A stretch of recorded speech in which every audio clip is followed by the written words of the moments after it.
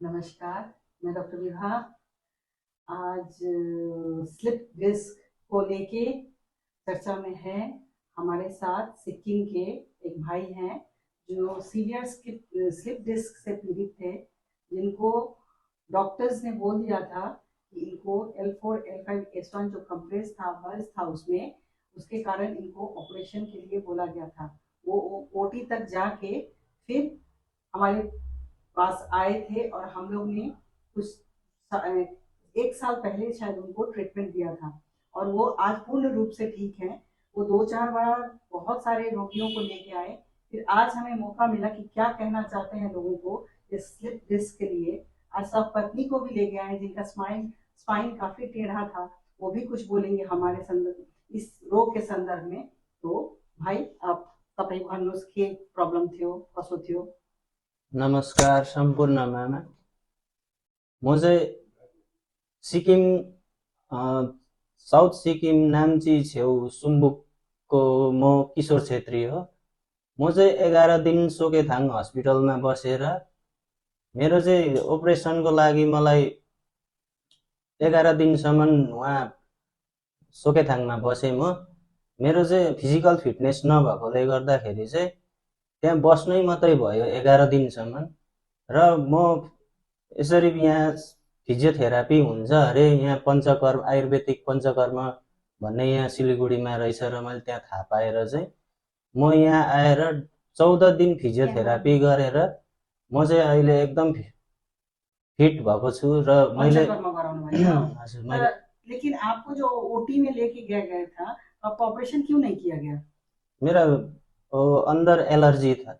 अच्छा, एलर्जी हो गया, एलर्जी हो के ब्लड एलर्जी। तो उन लोग मतलब ओटी से आपको निकाल दिए, है ना?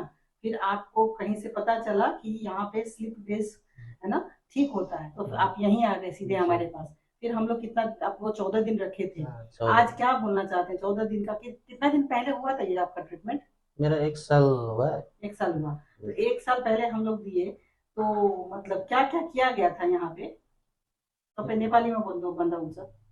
यहाँ चाहिँ दामी ट्रिटमेन्ट लाग्छ। म चाहिँ यहाँको ट्रिटमेन्ट एकदमै ठिक छ, किनभने पहिले यहाँ मेरो त डिस्क स्लिप हो, खालि डिस्क स्लिपको मात्रै उपचार हुनुपर्ने, तर यहाँ चाहिँ एकदम पहिले आएर ट्रिटमेन्ट नै फर्स्ट ट्रिटमेन्ट नै आँखाको हुन्छ। त्यहाँबाट बादमा ट्रिटमेन्ट हुँदै जाँदाखेरि पेट सफा गर्ने, पेटको ग्यासको रोग, अल्सरको रोग, त्यसमै अब डिस्क स्लिप, म त डिस्क स्लिप भएर आएको मान्छे हो, तर मेरो चाहिँ फाइदा मैले त्यही पैसामा त्यही बेनिफिट चाहिँ मलाई चाहिँ अब सबै रोगको चाहिँ एकदम भित्री एलर्जीहरू भयो, अल्सर भएको सबै त्यसमै एउटै पैसामा चाहिँ म यसरी डिस्क स्लिपको एउटै पैसामा चाहिँ मेरो सबै रोग चाहिँ ठिक भयो। है ना? ये कहना चाहते हैं कि स्लिप डिस्क के लिए आए थे, लेकिन यहाँ जब पंचकर्मा जब ट्रीटमेंट किए, जिनको अंदर से एलर्जी था, बहुत सारा प्रॉब्लम्स, बहुत सारे पेट को लेके प्रॉब्लम था, और ये को इनको गैस एसिडिटी,